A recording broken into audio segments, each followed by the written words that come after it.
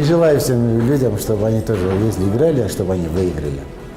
Чтобы их сам Бог поблагодарил, чтобы у каждого человека были деньги в карманах.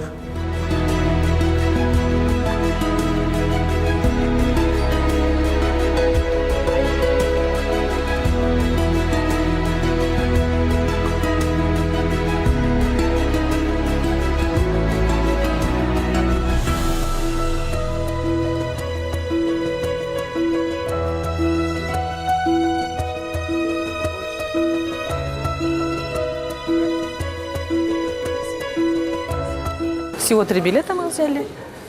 Ну, как бы особо на машину и не надеялись. И вообще, первый раз я вообще играю. Я никогда не покупала ни лотерейные билеты, вообще никогда.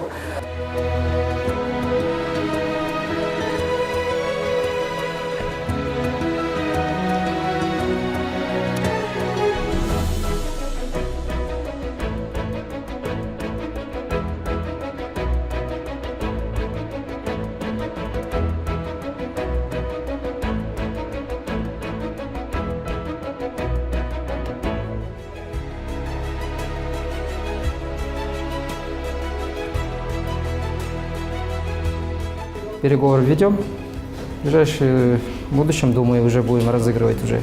Потому что на сегодняшний день, сами видите, многие уже жилищных проблем хотят решить. Но у нас как раз есть легкий самый путь и самый дешевый.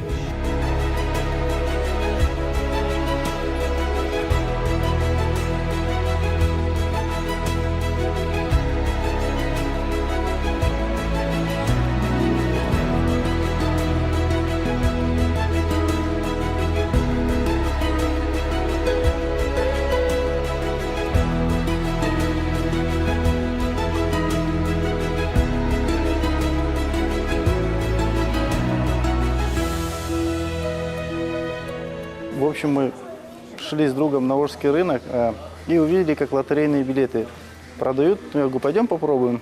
Взяли, в общем, 4 билета.